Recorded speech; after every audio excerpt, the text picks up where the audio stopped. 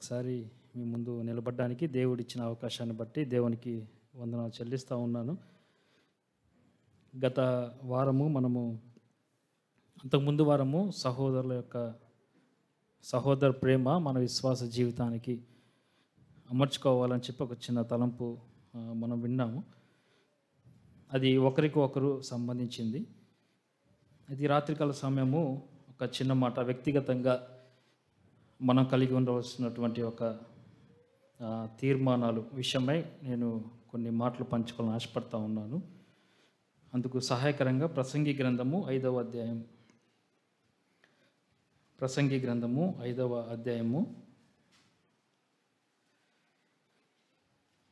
4-5 వచనాలు చదువుతా ఉన్నాను. ప్రసంగి గ్రంథము 5వ అధ్యాయము 4-5 వచనాలు చదువుతా ఉన్నాను. నీవు దేవునికి మొక్కుబడి చేసుకుని ఎడల దానిని చెల్లించుటకు ఆలస్యం చేయకము. బుద్ధిహీనుల యందు ఆయనకిష్టము లేదు. నీవు మొక్కుకొని దానిని చెల్లించుము. నీవు మొక్కుకొని చెల్లింపకుండుట కంటే మొక్కుకొనకుండుటయే మేలు. చిన్న ప్రార్థన చేసుకుందాం.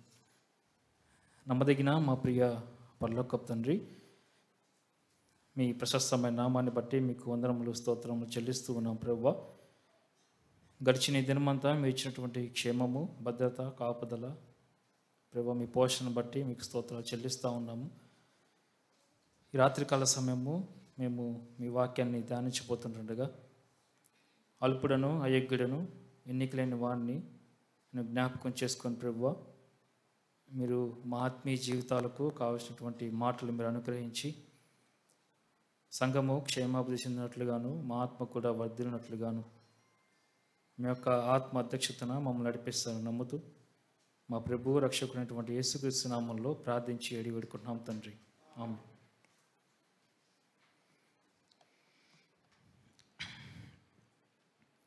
మనం చదివినటువంటి ఈ ప్రసంగి గ్రంథము 5వ అధ్యాయము 4-5 వచనాలు మనము జ్ఞాపకం చేసుకుంటే మొక్కుకొనిన అనే మాట ఎక్కువగా మనం చూస్తూ ఉన్నాము. మొక్కుకోవడం, దీనికి మరొక పర్యాయపదం ఏమని తీసుకొచ్చాను, తీర్మానాలు కదా. మనము యేసుక్రీస్తు యొక్క రక్తము ద్వారా కడగబడిన నాటి నుంచి సంఘంలో చేర్చబడిన తర్వాత మనము అనేకమైనటువంటి కూడికలకు మనము అటెండ్ అవుతూ ఉన్నప్పుడు, లేకపోతే వార్షిక కూడికల్లో మనము పాలు పంపులు పొందుతూ ఉన్నప్పుడు చివరిలో మనం తీసుకున్నటువంటి ఒక మాట ఏంటంటే కనుక తీర్మానాలు మనం తీసుకుంటాం. ఆ యొక్క మాటలకు దేవుని మాటలు మన దృష్టి తీసుకొచ్చినటువంటి మాటలను బట్టి మన జీవితాల్లో మనం ఒక తీర్మానం తీసుకొని ఆ తీర్మానం మన జీవితాల్లో నెరవేర్పు తెచ్చుకోవడానికి ఆ రకంగా మనము ప్రయత్నాలు చేస్తూ ఉంటాం. ఇక్కడ భక్తుడు ఏమని చెప్తున్నాడంటే కనుక, నీవు దేవునికి మొక్కుబడి చేసుకునే నెల దాన్ని చెల్లించుటకు ఆలస్యము చేయకుము. మనం ఏదైనా తీర్మానం తీసుకున్నప్పుడు తప్పకుండా దాన్ని చెల్లించే విషయంలో ఆలస్యం చేయకూడదని ఇక్కడ భక్తుడు సెలవిస్తూ ఉన్నాడు. ఒకవేళ మనము మొక్కుకొని చెల్లింపకుండుట కంటే మొక్కుకొక ఉండుటయే మేలు అనే మాట ఇక్కడ మనం చూస్తూ ఉన్నాం. అంటే మొక్కుకున్న తర్వాత దాన్ని చెల్లించడానికి మనం ఆలస్యం చేయకూడదు. ఒకవేళ మనం ఏది కూడా తీర్మానం తీసుకోకపోతే అది మనకు మేలు అని ఇక్కడ రాయబడి ఉంది. కానీ ఆ మేలు ఏమో దాని సంగతి తర్వాత. కానీ ఒకవేళ మనం తీసుకున్న తీర్మానము మనం చెల్లించకపోతే దేవుడు మన కొరకు సిద్ధపరిచి ఉంచినటువంటి ఆ యొక్క ఆశీర్వాదాన్ని మనము కోల్పోయే ప్రమాదం ఉంది. అంత మాత్రమే కాదు, ఎవరైతే తీర్మానము తీసుకోకుండా ఉంటారో దేవుడు వారికి కూడా సిద్ధపరిచేటువంటి ఆశీర్వాదాన్ని వారు కూడా కోల్పోయే ప్రమాదం ఉంది. ఇక్కడ మనము అనేకసార్లు మనము వాక్యానికి లోబడినప్పుడు ఉజ్జీవంగా కానీ కొన్నిసార్లు ఉద్రేకంగా మన తీర్మానాలు మనం తీసుకుంటూ ఉంటాం. సంఘంలో గుంపులో చాలామంది తీర్మానాలను తీసుకొని దాన్ని అనుసరిస్తూ తీర్మానాల గుండా ప్రయాణం చేస్తూ ఉన్నప్పుడు ఏదైనటువంటి శోధనలు, శ్రమలు అనుభవిస్తూ చాలామంది ఉంటారు. కానీ కొంతమంది తీర్మానాలు తీసుకుంటారు కానీ దానిలో స్థిరపడి వారు ఉండరు. మరొకరు ఎవరు అంటే గనక సంఘానికి వస్తారు, దేవుని మాటలు వింటారు, కానీ ఎటువంటి తీర్మానాలు వారు తీసుకోకుండా వెళ్ళిపోతారు. సంఘంలో తప్పకుండా ఈ 3 గుంపులు కలిగిన వ్యక్తులు తప్పకుండా ఉంటారు. ఈ రాత్రికాల సమయము దీని విషయమై నేను కూడా వ్యక్తిగతంగా కొంత ఆలోచన చేసినప్పుడు, క్యారెక్టర్ స్టడీ చేసినప్పుడు దేవుని కొరకు తీర్మానాలు తీసుకొని వారు చేసినటువంటి త్యాగాలు, వారి యొక్క సమర్పణ, వారి యొక్క పట్టుదల చూసినప్పుడు, దేవుని కొరకు తీర్మానాలు చేసి ఆ రీతిగా వారు జీవించినప్పుడు చరిత్రలో వారి పేర్లు లిఖించబడ్డాయి. వారు ఈరోజు కూడా వారి యొక్క సాక్ష్యము ద్వారా అనేకసార్లు మనం బలపరుస్తూ ఉన్నారు, మనల్ని స్థిరపరుస్తూ ఉన్నారు, మనల్ని ఆ యొక్క మాటల ద్వారా పురుకొల్పుతూ ఉన్నారు. కాబట్టి దేవుని యొక్క కార్యాలు ఈ భూమి మీద జరగాలంటే తప్పకుండా మనము దేవుని చిత్తానికి లోబడి ఒక దేవుని కొరకు తీసుకున్నటువంటి తీర్మానంలో మనం నిలకడగా ఉన్నప్పుడు మన తీర్మానం ద్వారా దేవుడు మహింపరచబడతాడు, మన తీర్మానం ద్వారా దేవుడు ఘనపరచబడతాడు. మత్తయి సువార్త 6వ అధ్యాయం 10వ వచనం మనం చూస్తే అక్కడ పరలోకపు ప్రార్థనలో, పరలోకంలో దేవుని చిత్తానుసారంగా అక్కడ జరుగుతూ ఉంది, భూమి మీద కూడా దేవుని యొక్క చిత్తం జరగాలని ఆయన ఆశపడతా ఉన్నాడు. పరలోకంలో దేవుని చిత్తానికి వ్యతిరేకంగా ఏదీ జరగడం లేదు, భూమి మీద కూడా దేవుని యొక్క చిత్తానికి ఏది జరగకుండా ఉండాలని ఆయన ఆశపడతా ఉన్నాడు. నేటి తరంలో కూడా దేవుడు తన యొక్క కార్యాలు మనం చూడలేకపోవడానికి కారణం ఏంటంటే కనుక దేవుని చిత్తం నెరవేర్చాలి అనే ఒక తీర్మానం మనం తీసుకోకపోవడం కారణం చేత దేవుడు నేటి దినాల్లో జరగాల్సినటువంటి చేయాల్సినటువంటి కార్యాలు ఆగిపోతూ ఉన్నాయి. ఆయన నేటికి కూడా ఈ యొక్క తరంలో ఆయన యొక్క చిత్తాన్ని నెరవేర్చే వారి కొరకు ఆయన ఎదురు చూస్తూ ఉన్నాడు. ఆయన యొక్క చిత్తం నెరవేర్చే విషయంలో ఆయన ఎదురు చూస్తున్నప్పుడు, ఆయన యొక్క చేతికి మనం దొరికినప్పుడు మనము గొప్ప ధన్యజీవులుగా మనం ఉంటాం. తప్పకుండా మన యొక్క పేరు చరిత్రలో ఉంటుంది. అంటే చరిత్రలో మన పేరు నిలబడడానికి మనం తీర్మానాలు చేయకూడదు, కానీ మన యొక్క తీర్మానం ద్వారా దేవునికి మహిమ రాగలిగినట్లుగా ఆ తీర్మానంలో మనం ఉన్నప్పుడు దేవునికి మహిమ కలుగుతుంది. అదేవిధంగా మన తరువాతి తరం వారు మన యొక్క సాక్ష్యము ద్వారా వారు కూడా బలపరచబడే అవకాశం కూడా ఉంటుంది. కాబట్టి ఈ మాటలు నేను కూడా కొంత ఆలోచన చేసినప్పుడు, కొంతమంది వారి జీవితాలు దేవునికి సమర్పించుకొని వారు తీసుకున్నటువంటి తీర్మానంలో నిలకడగా ఉంటూ వారి యొక్క బ్రతుకులు వారు జీవించినప్పుడు వారి యొక్క జీవిత చరిత్ర ఈరోజు కూడా మనం చదువుతూ ఉన్నాం. అటువంటి వారిని ఒక 5 భక్తుల్ని నేను మీ ముందు ఉంచాలని ఆశపడతా ఉన్నాను. మొట్టమొదటిగా మనం ఆలోచన చేస్తే నెహెమ్యా మనకు గుర్తొస్తాడు. నెహెమ్యా దేవుని సన్నిధిలో నిలవబడి ఒక ప్రార్థన చేస్తూ ఉన్నాడు. అదేంటంటే కనుక, నీ దాసుని యొక్క ఆలోచన సఫలపరచు అనే ఆలోచన, తన యొక్క ఆలోచన సఫలపరచమని మొదటి అధ్యాయంలో మనం చూస్తాం. నెహెమ్యా అంటున్నాడు, ప్రభువా నాకు ఒక ఆలోచన ఉంది, దాన్ని నీవు సఫలపరచు. ఏంటి అంటే గనక ఆయన ఆలోచన, ఆయన యొక్క నామం పెట్టబడినటువంటి పట్టణంలో ఆయన పితరుల యొక్క సమాధులు, ఆయన యందు భయభక్తులు కలిగి జీవించినటువంటి పితరుల యొక్క సమాధులు ఉన్నటువంటి దేశంలో అక్రమం జరుగుతూ ఉంది. అక్కడ ఆ యొక్క గుమ్మాలు, ఆ యొక్క ప్రాకారాలు కట్టడానికి నేను ఒక తీర్మానం తీసుకుంటూ ఉన్నాను. 150 సంవత్సరాలుగా ఆ యొక్క గుమ్మాలు, ఆ యొక్క ప్రాకారాలు కాలుతూ ఉన్నాయి, పడిపోతూ ఉన్నాయి. ఎంతోమంది గొప్ప వారు దాని గుండా ప్రయాణం చేసి వెళ్ళిపోయారు, కానీ ఎవరు కూడా ఒక తీర్మానం తీసుకోలేదు. కానీ నెహెమ్యా దగ్గరికి ఆ వార్త వచ్చినప్పుడు, నీ దాసుని ఆలోచన సఫలపరచు. ఏంటి అంటే గనక, నేను ఆ యొక్క ప్రాకారాలను, ఆ యొక్క గుమ్మాలను కట్టుటకు నేను వెళ్తాను అనే ఒక తీర్మానం నెహెమ్యా తీసుకున్నాడు. అది మనం నెహెమ్యా గ్రంథం 1వ అధ్యాయంలో మనం ఆ మాటలు చూస్తాం. ఈ విషయము నెహెమ్యా తన యొక్క తోటి పని వారికి చెప్పినప్పుడు, లేకపోతే రాజు ఎదుటికి వెళ్ళి చెప్పినప్పుడు బహుశా ఇలాగూ తను ప్రశ్నలు ఎదుర్కొని ఉండొచ్చు.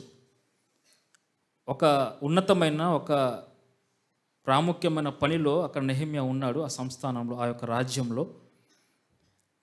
ఒకవేళ రాజు దగ్గరికి వెళ్ళి నేను ఇలాగున వెళ్తున్నాను అని చెప్పినప్పుడు బహుశా రాజు ఇలాగ అడిగి ఉండొచ్చేమో, మరి ఈ ఉద్యోగం ఎలాగూ అని అడిగినప్పుడు బహుశా నెహెమ్యా ఎలాగూ సమాధానం ఇచ్చి ఉండొచ్చు, మీరు సెలవిస్తే తప్పకుండా వెళ్తాను, ఒకవేళ మీరు నాకు సెలవు ఇవ్వకపోతే నా ఉద్యోగానికి నేను రాజీనామా చేస్తాను. ఒకవేళ నీ భార్య పిల్లలు ఎట్లాగంటే కనుక, ఒకవేళ వాళ్ళు నాతో కూడా వస్తే తీసుకెళ్తాను, లేకపోతే వాళ్ళని ఇక్కడ విడిచిపెట్టి వెళ్తాను. ఒక్కడివే వెళ్ళి నువ్వు అక్కడ ఏం చేస్తావంటే కనుక నేను చేయగలిగింది చేస్తాను అని ఉండొచ్చు. అక్కడ నీకు వ్యతిరేకతలు ఎదురైతే మరి ఏం చేస్తావంటే కనుక ఎదుర్కొంటాను అని చెప్పి ఉండొచ్చు. మొత్తానికి నెహెమ్యా ఒక తీర్మానం అయితే తీసుకున్నాడు. 150 సంవత్సరాలు పైబడిగా అక్కడ యెరూషలేము యొక్క ప్రాకారాలు, యెరూషలేము యొక్క గుమ్మాలు అవి పడిపోతూ కాలిపోతూ ఉండగా వాటిని మరలా కట్టడానికి ఆయన తీర్మానం తీసుకొని అక్కడ నుంచి వెళ్ళినప్పుడు తన యొక్క తోటి పనివారు ద్వారా కావచ్చు, రాజు ద్వారా కావచ్చు, కొన్ని సలహాలు ఇలాగా తెలుసుకుని ఉంటాడు, తీసుకొని వెళ్ళుంటాడు.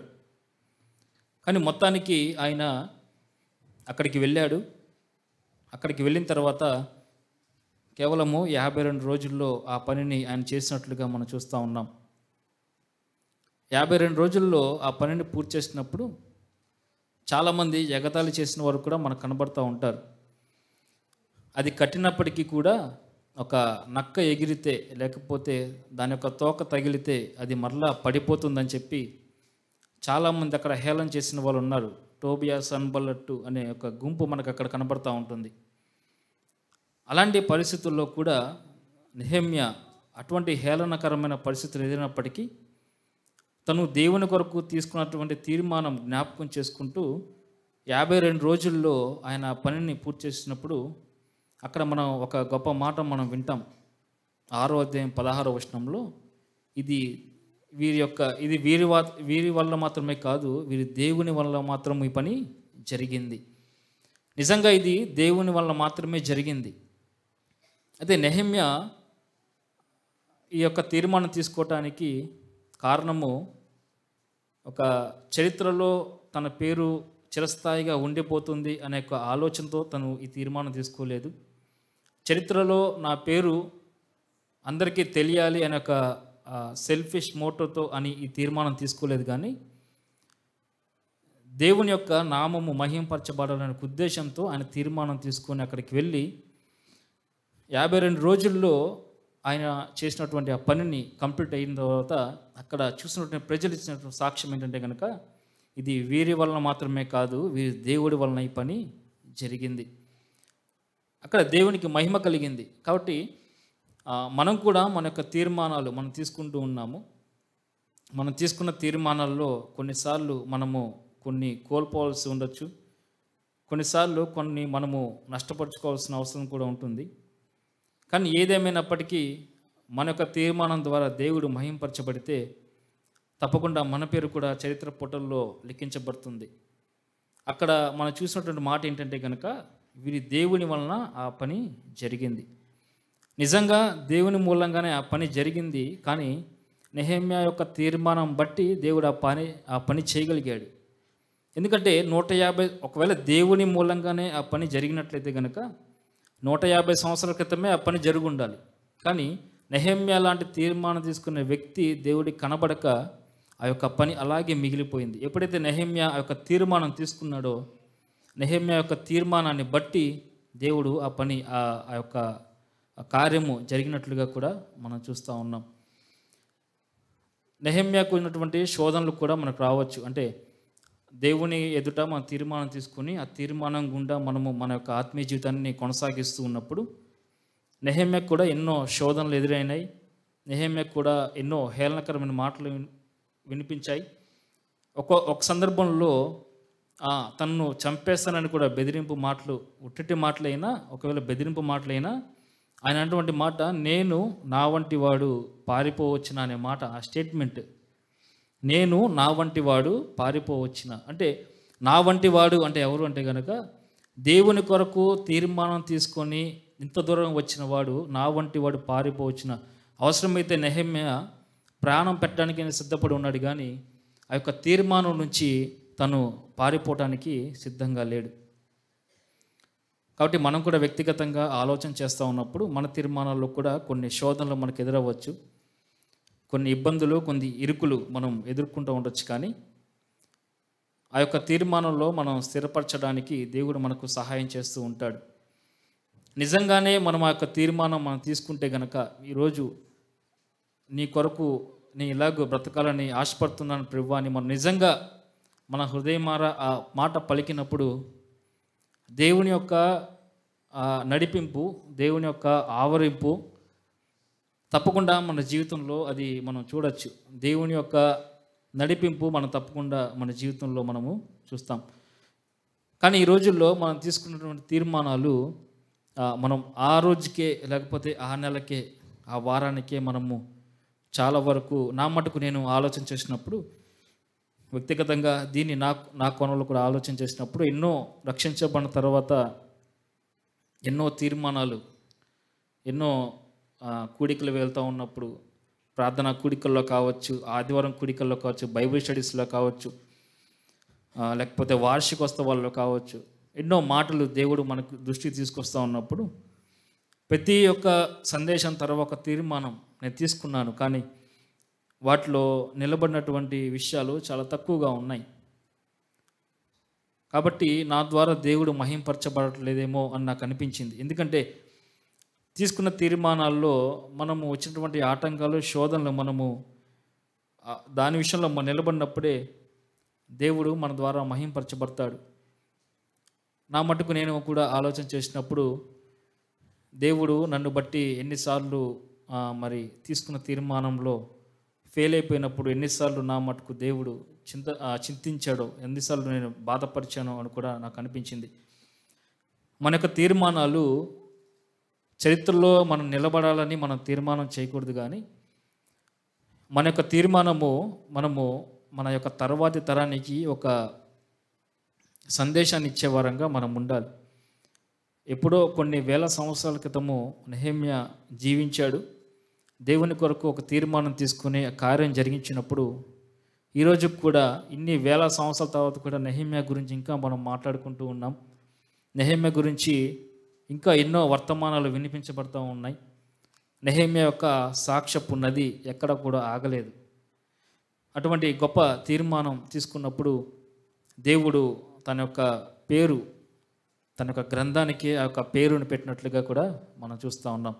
కాబట్టి ఈ రాత్రికాల సమయము మనం తీసుకున్న తీర్మానం ఏదైతే ఉందో ఆ మొక్కుబడి చెల్లించే విషయంలో ఒకవేళ మనం ఆలస్యం చేస్తే గనక దేవుడి నుంచి మనం పొందుకోవాల్సినటువంటి ఆశీర్వాదం, అంతములో మన కొరకు సిద్ధపరచబడినటువంటి ఆశీర్వాదము మనము కోల్పోయే ప్రమాదం ఉందని నెహెమ్యా ద్వారా మనము హెచ్చరించబడతా ఉన్నాం. ఇలాగన మనం ఆలోచన చేస్తే పౌలు గారు కూడా తన యొక్క తీర్మానం, నా మట్టుకైతే బ్రతుకుట క్రీస్తే, చావైతే లాభం, అటువంటి స్టేట్మెంట్, అటువంటి తీర్మానం, ఆయన రక్షించబడినప్పుడు ఆయన చేసినటువంటి ప్రార్థన ఏంటంటే కనుక, ప్రభువా నీ కొరకు నన్ను ఏం చేయమంటావు అని ఆయన ప్రార్థించినట్లుగా కూడా మనకు తెలుసు. పౌలు గారి జీవితాన్ని మనము చాలా స్పష్టంగా ఎరిగిన వారము. ఎందుకంటే ఆయన జీవితం గురించి ఏ ఒక్కరు కూడా చెప్పకుండా ఉండరు. ఆయన చేసినటువంటి ప్రార్థన ఏంటంటే కనుక, నీ కొరకు నన్నేం చేయమంటావు కదా. చాలాసార్లు మన యొక్క వ్యక్తిగత ప్రార్థనలో మన యొక్క ప్రార్థన ఏ విధంగా ఉంటుందంటే, నీవు నా కొరకు ఏం చేస్తావు అని మనం దేవుణ్ణి అడుగుతూ ఉంటాము. ఎప్పుడు మన అనుదిన జీవితంలో మనం చేసే ప్రార్థనలో అటు నుంచే మనం ఆశిస్తూ ఉంటాం, కానీ మన నుంచి ఏవి కూడా దేవుని వద్దకు పోవు. కానీ ఇక్కడ పౌలు గారు చేసినటువంటి ప్రార్థన ఏంటంటే కనుక, నేను నీ కొరకు ఏం చేయమంటావు అన్నప్పుడు దేవుడు ఒక లిస్ట్ ఇచ్చాడు ఆయనకి. అవి చేయమని చెప్పాడు.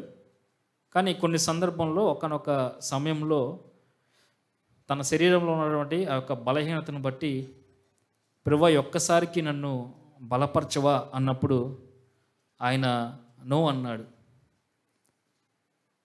ఆయన కొరకు ఏం చెయ్యాలి అని అడిగితే పెద్ద లిస్టు చెప్పాడు. నా యొక్క బలహీనత నన్ను బలపరచు ప్రభువా అంటే లేదు అన్నాడు. ఆయన కొరకు ఆయన ఎదుర్కొన్నటువంటి శ్రమలు బహుశా ఇంకా ఎవరు కూడా ఎదుర్కోలేదు. నీ కొరకు నేనేం చేయాలి అన్నప్పుడు దేవుడు పౌలు గారికి ఇచ్చినటువంటి ఆ యొక్క లిస్ట్ మనము 2 కొరింథీయులకు రాసిన పత్రిక 11వ అధ్యాయంలో మనం చూస్తాం. కొరింథీయులకు రాసిన 2వ పత్రిక 11వ అధ్యాయము 23 నుంచి నేను చదువుతా ఉన్నాను. వారు క్రీస్తు పరిచారకుల వెర్రివాని వలె మాట్లాడుచున్నాను, నేనును మరి ఎక్కువగా క్రీస్తు పరిచారకుడను, మరి విశేషంగా ప్రయాసపడి తిని, మరి అనేక పర్యాయములు చెరసాల్లో ఉంటిని, అపరిమితంగా దెబ్బలు తింటిని, అనేక మార్లు ప్రాణాపాయములలో ఉంటిని, యూదుల చేత 5 మార్లు ఒకటి తక్కువ 40 దెబ్బలు తింటిని, 3 మారు బెత్తములతో కొట్టబడి తిని, ఒకసారి రాళ్లతో కొట్టబడి తిని, 3 మారు ఓడ పగిలి శ్రమపడి తిని, ఒక రాత్రింబగళ్ళు సముద్రంలో గడిపి తిని, అనేక పర్యాయములు ప్రయాణములలోనూ, నదుల వలనైన ఆపదలలోనూ, దొంగల వలనైన ఆపదల్లోనూ, నా స్వజనుల వలనైన ఆపదల్లోనూ, అన్యజనుల వలనైన ఆపదల్లోనూ, పట్టణంలో ఆపదల్లోనూ, అరణ్యములో ఆపదల్లోనూ, సముద్రములలో ఆపదల్లోనూ, కపట సహోదరుల వలన ఆపదలు ఉంటిని. ప్రయాసముతోనూ కష్టముతోనూ, తరచుగా జాగరణములతోనూ, ఆకలి దప్పులతోనూ, తరచుగా ఉపవాసములతోనూ, చలితోనూ, దిగంబరత్వంతో ఉంటిని. ఇంకనూ చెప్పవలసినవి అనేకములున్నవి. ఇవి పౌలు గారు నీ కొరకు నేను ఏం చెయ్యాలి అంటే, నువ్వు చేయాల్సినవి, నువ్వు ఎదుర్కోవాల్సినవన్నీ ఇన్ని ఉన్నాయి, ఇన్ని లిస్ట్ ఇచ్చాడు. తన యొక్క బలహీనమైన పరిస్థితి వచ్చినప్పుడు నన్ను బలపరచు ప్రభువా అన్నప్పుడు నా కృప నీకు చాలును అన్నాడు. పౌలు గారి దగ్గరికి వెళ్ళి దేవుని యొక్క కృప గురించి అడిగితే బహుశా ఇవి చెప్తారేమో. ఇక్కడ మనం చూస్తే గనక దేవుని యొక్క కృప ఏంటి అంటే గనక, 3 మార్లు బెత్తంలో కొట్టబడడం దేవుని కృప, ఓడ పగిలి శ్రమపడడం దేవుని కృప, సముద్రంలో గడపడం దేవుని కృప, దొంగల వల్ల ఆపదలు పడడం దేవుని కృప, తన యొక్క స్వజనులతో ఆపదలు పడడం అది యొక్క దేవుని కృప. ఇవన్నీ కూడా చెప్తూ ఉంటాడు. ఇదేంటంటే కనుక దేవుని యొక్క కృప. పౌలు గారి జీవితంలో దేవుడు ఇవి తప్ప ఇంకేమీ చేయలేదు. ఆయన యొక్క జీవితాన్ని మనం చూస్తే కనుక దేవుడు పౌలు గారి జీవితంలో చేసినవి ఏంటంటే కనుక ఇవి తప్ప ఇంకేమీ చేయలేదు కూడా. అటువంటి సందర్భంలో దేవుని కృప, నా కృప నీకు చాలును అని ఆయన అంటున్నాడు. సరే ప్రభువా నీ కృప నాకు చాలును అన్నావు కదా అని ఆయన కూడా తన యొక్క ప్రయాణాలను సాగిస్తూ మరలా ఆయన జైలుకు వెళ్ళాడు. ఈ రోజుల్లో దేవుని యొక్క కృపను మనము అర్థం చేసుకునే విధానం చాలా కొన్నిసార్లు నాకు అనిపిస్తూ ఉంటుంది. దేవుని యొక్క కృప వేరు, మనం అనుకునే కృప వేరు అనిపిస్తూ ఉంటుంది కదా. సహజంగా మనము ఇల్లు కట్టుకున్నప్పుడు, లేకపోతే మన యొక్క పిల్లలు ఎగ్జామ్స్ పాస్ అయినప్పుడు, లేకపోతే ఎవరైనా అమెరికా వెళ్ళినప్పుడు మనం ఏమంటామంటే కనుక దేవుని కృప వలన ఇలాగ జరిగింది అని అంటూ ఉంటారు. దేవుని కృప అసలు ఏంటో పౌలు గారికే బాగా తెలుసు. ఈ యొక్క దేవుని కృపను బట్టి ఇల్లు కట్టుకున్నాను, ఈ కృపలన్నీ కూడా బయట బోధించేటువంటి కృపలు, లేకపోతే మనకు అప్పుడప్పుడు గ్రౌండ్స్లో పెద్ద పెద్ద మీటింగ్స్ పెట్టి చెప్తూ ఉంటారు కదా, ఆ కృపలు ఇవన్నీ. కానీ దేవుని యొక్క కృప, దాని యొక్క అర్థం ఏంటి అనే గంటక పౌలు గారికే బాగా తెలుసు. తన యొక్క జీవితంలో ఒక చిన్న సమస్య ఉంది, కొంత అనారోగ్యం ఉంది. దాన్ని ఆ యొక్క అనారోగ్యం నుంచి స్వస్థపరచమన్నప్పుడు నా కృప నీకు చాలును అన్నాడు. ఆయన తీసుకున్నటువంటి తీర్మానం ఏంటంటే కనుక, నా మటుకైతే బ్రతుకట క్రీస్తే, చావైతే లాభం. ఆయన చేసినటువంటి ప్రార్థన ఏంటంటే కనుక, నేను నీ కొరకు ఏం చేయాలి. ఆయన చేసింది ఒకటే ఒక ప్రార్థన, నేను నీ కొరకు ఏం చేయాలి అనే మాట ఈరోజు ఆయన్ని చరిత్రలో నిలబడేటట్లుగా చేసింది. దేవుని యొక్క కృప ఏంటో గనక చూస్తే గనక, ఇప్పుడు దేవుని యొక్క కృపను మనం జ్ఞాపకం చేసుకుంటే, ఆ కృపను బట్టే ఈరోజు పౌలు గారు మన మధ్య ఆయన ప్రకటించబడుతూ ఉన్నాడు. ఆ కృపను బట్టే ఈరోజు మనము పౌలు గారిని మనము జ్ఞాపకం చేసుకుంటూ ఉన్నాం. కాబట్టి మనం కూడా మన యొక్క తీర్మానంలో, మనం చేసేటువంటి ప్రార్థనలో, ఇప్పటివరకు మనము దేవుని కొరకు మనం చేసిన ప్రార్థనలు చాలా తక్కువగా ఉన్నాయి. దేవుడి నుంచి మనం ఆశించిన ప్రార్థనలే ఆ యొక్క జవాబులు ఎక్కువగా ఉన్నాయి. కానీ పౌలు గారు మనకు హెచ్చరించేటువంటి మాట ఏంటంటే కనుక, దేవుని కొరకు మనం ఏం చేయాలి అన్నప్పుడు దేవుడు మనల్ని వాడుకునే విధానం అది పూర్తిగా మారిపోతుంది. ఈ రాత్రికాల సమయము చేరి వచ్చిన మనము నిజముగానే మనము దేవుని అట్లా మొరపెట్టినప్పుడు, ప్రభువా నీ కొరకు నేనేం చేయాలి అన్నప్పుడు రేపటి దినం నుంచి దేవుడు మనల్ని వాడుకునే విధానము చాలా వ్యత్యాసంగా మనకు కనబడుతుంది. మన అనుదిన జీవితంతో పోలిస్తే మనం ఈ ప్రార్థన చేసిన తర్వాత దేవుడు మనల్ని వాడుకునే విధానం చాలా గొప్పగా ఉంటుంది. దేవుడు మన ద్వారా ఎన్నో కార్యాలు జరిగిస్తాడు. ఆ కార్యాలు దేవుడు ఒకవేళ మన ద్వారా దేవుడు జరిగించినప్పుడు తప్పకుండా నేనేనా అనేటువంటి ఆశ్చర్యము దేవుడు మన జీవితాల్లో కలిగిస్తాడు. కానీ నేటి దినాల్లో మనము నీ కొరకు ఏం చేయాలి అనే ప్రార్థనలు చాలా తక్కువగా ఉన్నాయి. అందుకనే బహుశా దేవుని యొక్క కార్యాలు, ఆయన యొక్క చిత్తము పరలోకంలో నెరవేర్చబడుతున్నట్లుగా భూమి మీద ఆయన యొక్క చిత్తం నెరవేర్చబడట్లేదు.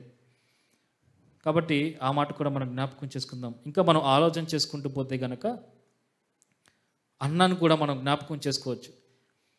ఆమె కూడా ఒక మొక్కుబడి చేసుకుంది. హన్నా యొక్క తీర్మానం, ఇవన్నీ నేను జస్ట్ క్యారెక్టర్ స్టడీ చేసినప్పుడు దేవుడిచ్చినటువంటి చిన్న తలంపులు పంచుకోవాలని ఈ యొక్క భక్తుల జీవిత చరిత్ర నుంచి నేను మాట్లాడుతూ ఉన్నాను. హన్నా కూడా మొదటి సమయంలో 1వ అధ్యాయం మనం చూస్తే తన యొక్క మొక్కుబడి మనకు కనబడతా ఉంది. ఆమె చేసినటువంటి తీర్మానం ఏంటి అంటే కనుక, దేవుడా ప్రభువా నీవు నాకు ఒక కుమారుని ఇవ్వు, ఆ కుమారుని నేను నీకు ఇస్తాను.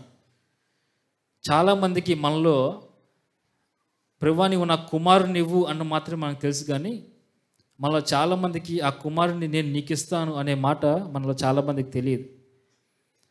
తన యొక్క తీర్మానం, తను కుమారుని తన కొరకు అడిగినప్పటికీ ఆ యొక్క శిలోహులో, ఆ యొక్క మందిరంలో జరిగినటువంటి ఆ దుర్గతి ఎంత భయంకరంగా ఉందో ఆ విషయాన్ని కూడా తన జ్ఞాపకం చేసుకుంటూ, అమాయకంగా అడిగినా లేకపోతే పెరిన్న యొక్క బాధ భరించలేక అడిగినా, ఆ దినాల్లో ఒక భక్తిగల స్త్రీగా గర్భఫలం లేకుండా ఉన్నప్పుడు దేవుని యొక్క శాపంగానో లేకపోతే తన యొక్క పూర్వీకుల యొక్క పాపంగానో అనుకునేటువంటి ఆ రోజుల్లో ఈ నింద నా మీద ఉండకూడదని ఆమె చేసినటువంటి తీర్మానం ఏంటంటే కనుక, నాకు ఒక కుమారుణ్ణి ఇవ్వు, ఆ కుమారుణ్ణి మరలా నేను నీకు ఇస్తాను.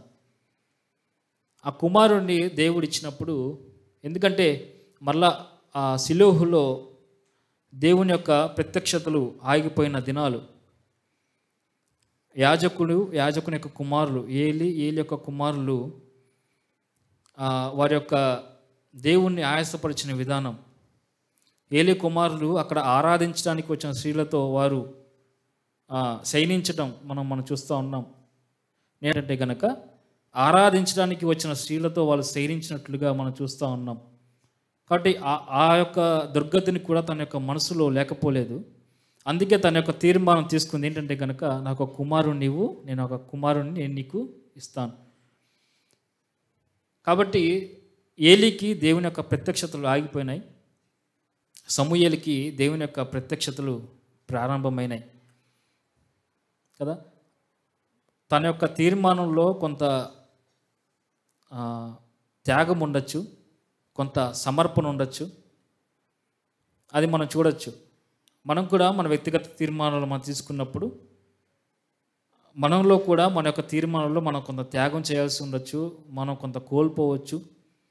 లేకపోతే మన యొక్క తీర్మానాలను బట్టి అందరూ ఒకవైపు వెళ్తే మనం మాత్రమే ఒకవైపు ఉండొచ్చు. లేకపోతే మన యొక్క తీర్మానాలను బట్టి అందరిలో నుంచి మనము ఒక తెగదెంపులు చేసుకొని బయటకు రావాల్సిన అవసరం కూడా ఉంటుంది. అటువంటి పరిస్థితుల్లో హన్నా తీసుకున్నటువంటి తీర్మానం, మరి తన యొక్క కుమారుడు తన ఇంట్లో ఉండటం కంటే, తన ఒళ్ళో ఉండడం కంటే, శిలోహులో దేవుని మందిరంలో ఒక యాజకుని స్థానానికి ఆయన వెళ్ళినట్లుగా మనం చూస్తూ ఉన్నాం. ఎప్పుడంటే కనుక అసలు ప్రత్యక్షతలు అంటే ఏంటో అర్థం తెలియనప్పుడే, ఆ యొక్క బాల్యంలోనే సమూయేలు మరి ఆ యొక్క యాజకుని స్థానానికి వెళ్ళడం ఎంత గొప్ప విషయమో, ఆ యొక్క తల్లికి ఎంత ఆనందమో మనకు అర్థమవుతూ ఉంది. కాబట్టి నేటి దినాల్లో మనం కూడా ఇటువంటి తీర్మానాలు మన వ్యక్తిగత జీవితాల్లో మనం కలిగి ఉండాలని హన్నా ద్వారా కూడా మనం హెచ్చరించబడతా ఉన్నాం. ఎస్తేరు కూడా అంది, ఆమె యొక్క తీర్మానం ఏంటంటే కనుక, నేను నశించి తిని, నేను నశించినా పర్లేదు కానీ యూదులు మాత్రం నశించకూడదు. ఆ యొక్క దేశంలో, ఆ యొక్క రాజ్యంలో తాను తీసుకున్న తీర్మానం, నేను నశించినా పర్లేదు కానీ యూదులు నశించడానికి అవకాశం లేదు. నేను రాణిగా ఉండి ఈ యొక్క రాజ్యంలో నేను సుఖించను కానీ, ఆ యొక్క చెలికత్తెలతో నేను ఆనందించను కానీ, నా దేవుని కొరకు, నా ప్రజల కొరకు నేను చనిపోయినా పర్లేదు, నేను నశించినా పర్లేదు కానీ దేవుని యొక్క ప్రజలు నశించకూడదు అనేటువంటి తీర్మానం ఆమె తీసుకున్నట్లుగా కూడా మనం చూస్తూ ఉన్నాం. ఆమె యొక్క తీర్మానంలో దేవుడు సహాయం చేసినప్పుడు 30 దినాల నుంచి రాజు ఆమెను తన యొక్క సముఖానికి పిలవలేదు. రాజు పిలవకుండా రాజు దగ్గరికి వెళ్ళడానికి ఎటువంటి పర్మిషన్స్ ఉండవు. ఆ యొక్క రాజగృహంలో అటువంటి చట్టము 6 దినాల్లో ఉండేది. 30 దినాల నుంచి రాజు తన యొక్క సముఖాన్ని నన్ను పిలవలేదు, అయినా సరే నేను నా ప్రజలను రక్షించుకోవడానికి నేను వెళ్తున్నాను.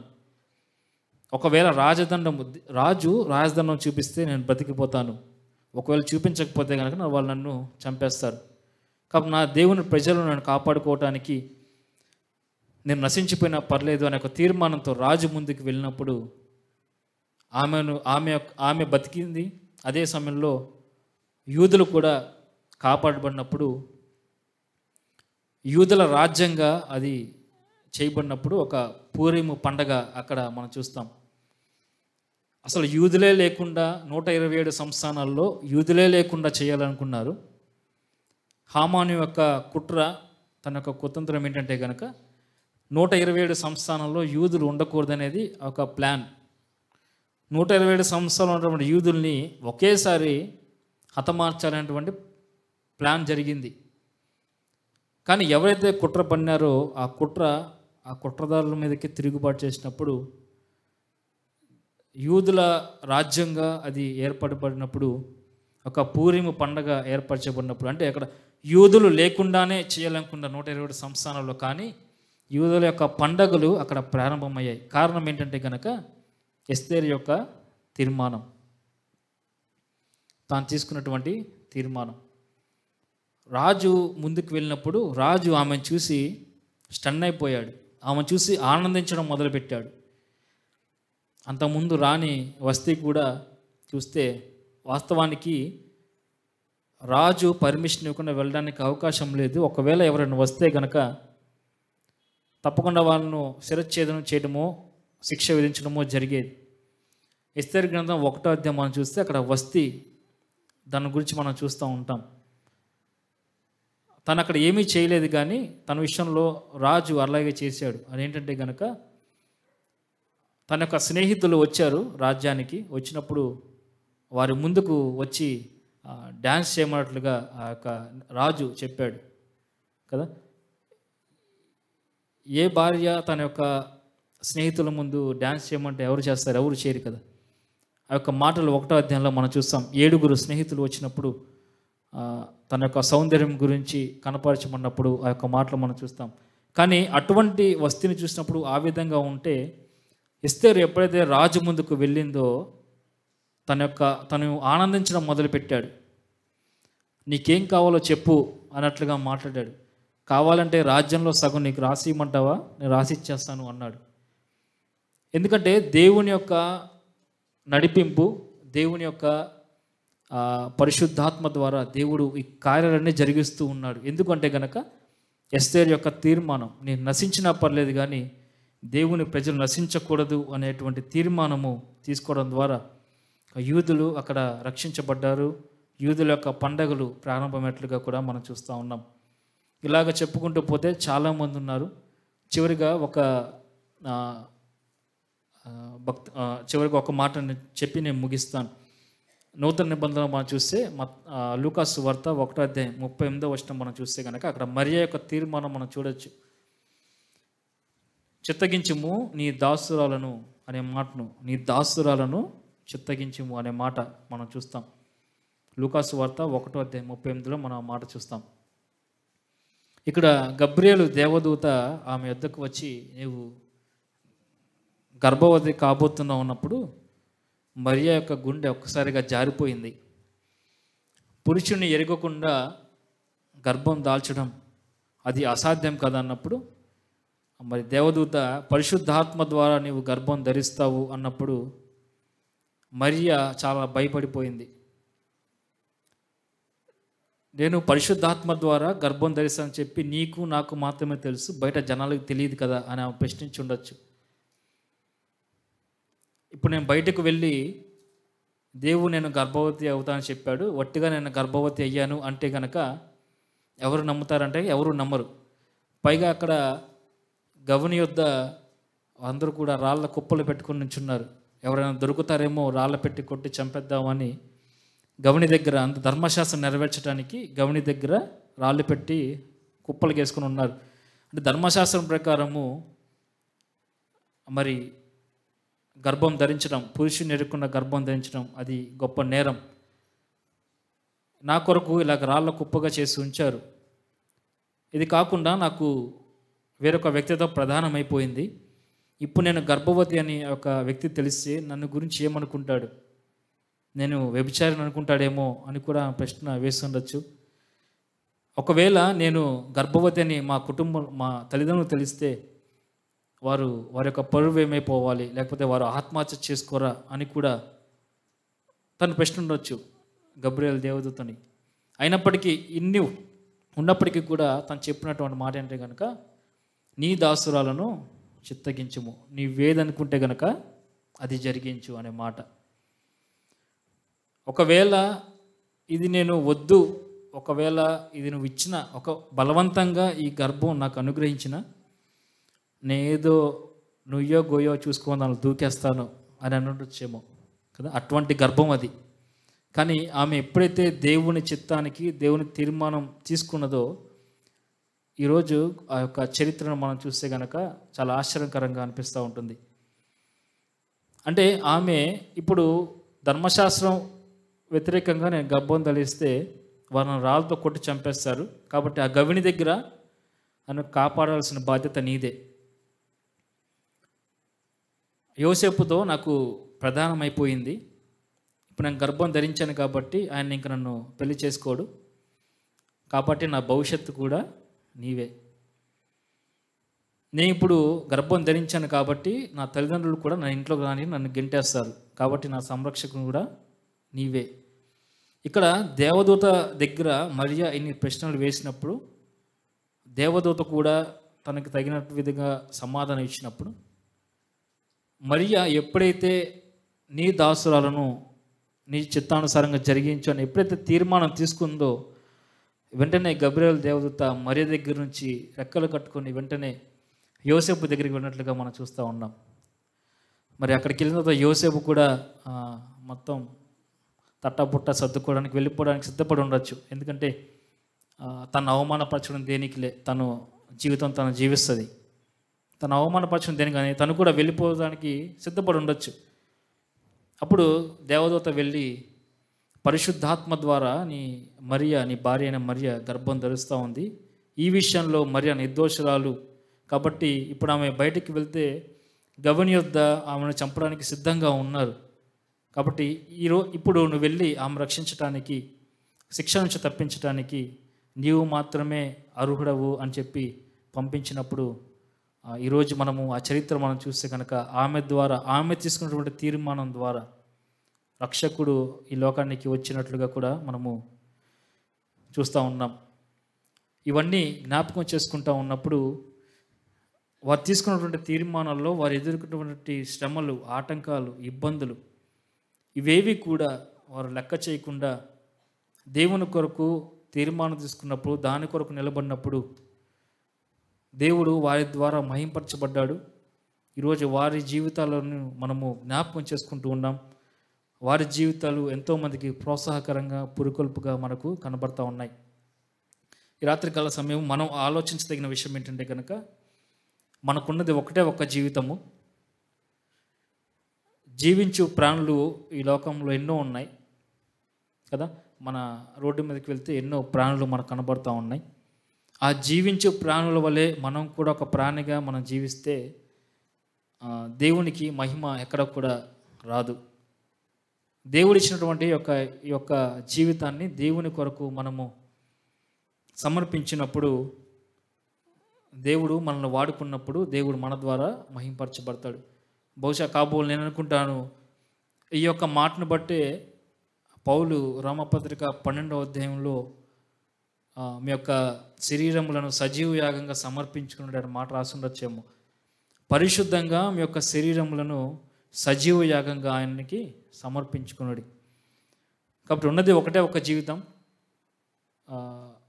ఆ జీవితము దేవుని కొరకు దేవుని చేతుల్లో మనం పెట్టినప్పుడు దేవుడు వాడుకునే విధానము చాలా అద్భుతంగా ఉంటుంది. యోహాను సువార్త 6వ అధ్యాయంలో మనం చూస్తే 5 రొట్టెలు 2 చిన్న చేపల కథ మనకు కనబడుతూ ఉంటుంది. వాస్తవానికి నేను ఒక 3 సంవత్సరాలు నా మట్టుకు నేను దేవుని కొరకు ఏదైనా పని చేయాలనే ఒక ఆలోచన తీర్మానంతో నేను ఉంటూ ఉన్నప్పుడు దేవుడు మాట్లాడినటువంటి ఈ మాట, దీన్ని బట్టే నేను ఒక 3 సంవత్సరాలు మరి కౌటాల ప్రాంతంలో పరిచర్య చేయడానికి దేవుడు కొంత పురుకొల్పు నాకు అనుగ్రహించాడు. అక్కడ ఉన్నటువంటి చిన్న పిల్లవాడు తీసుకొచ్చినటువంటి 5 రొట్టెలు 2 చిన్న చేపలు, అవి తన దగ్గర ఉన్నప్పుడు అంతే ఉన్నాయి. అవి శిష్యుల చేతులకు వెళ్ళినప్పుడు అంత మాత్రం అలాగే ఉన్నాయి. ఎప్పుడైతే 5 రొట్టెలు 2 చిన్న చేపలు యేసుక్రీస్తు ప్రభు చేతులకు వెళ్ళాయో, ఆయన విరిచినప్పుడు అవి ఆశీర్వదించబడినప్పుడు 5,000 మంది తిన్నారు. అంత మాత్రమే కాదు, 12 గంపలు ఎత్తారు. కాబట్టి దేవుడు మనకిచ్చినటువంటి ఈ ఒక్క జీవితాన్ని దేవుని కొరకు ఆయనకి, మన జీవితానికి ఆయన చేతుల్లో పెట్టినప్పుడు దేవుడు మనల్ని వాడుకునే విధానము చాలా గొప్పగా ఉంటుంది. తప్పకుండా చరిత్రకారుల జాబితాలో మన పేరు కూడా లిఖించబడ్డం తప్పకుండా ఉంటుంది. ఎప్పుడు అంటే కనుక మన జీవితాన్ని ఆయన చేతుల్లో మనం పెట్టినప్పుడు. కాబట్టి అలాగున మనం తీసుకున్న తీర్మానాల్లో నిలకడ దేవుడు మనకు అనుగ్రహించాలని మనము ప్రార్థన చేసుకుందాం. నమ్మదగిన మా ప్రియ పరలోకపు తండ్రి, మీకు వందనములు స్తోత్రములు చెల్లిస్తూ ఉన్నాం ప్రభువా. మీరు మా దృష్టికి కొంతమంది భక్తుల జీవితాలను తీసుకొచ్చారు. ఒక ప్రాక్టికల్గా కొంత మేము ఆలోచన చేసినప్పుడు నాలో కూడా ఎన్నో లోటుపాట్లు, తీసుకున్న తీర్మానాలు చెల్లించే విషయంలో ఆలస్యం జరుగుతూ ఉంది.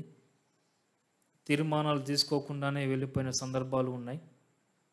ఒకవేళ ఇంకా మేము అలాగనే ఉంటే కనుక మీరు మా కొరకు సిద్ధపరచబడించినటువంటి అంతంలో మేము పొందుకోవాల్సినటువంటి ఆశీర్వాదం మాకు మేమే కోల్పోయే ప్రమాదం ఉంది.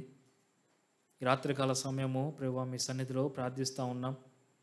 భక్తులు ఏ విధంగా అయితే తమ యొక్క తీర్మానాలు చేసి వాటిని నిలకడగా ఉండి అనేక మంది ముందు మిమ్మల్ని గణపరిచారో మహింపరిచారో, మేము కూడా అలాగున జీవించాలని ఆశ మాలో ఉన్నప్పటికీ కొన్నిసార్లు మేము మా యొక్క బలహీనతను బట్టి మేము తీర్మానాల నుంచి తొలగిపోతూ ఉన్నాము.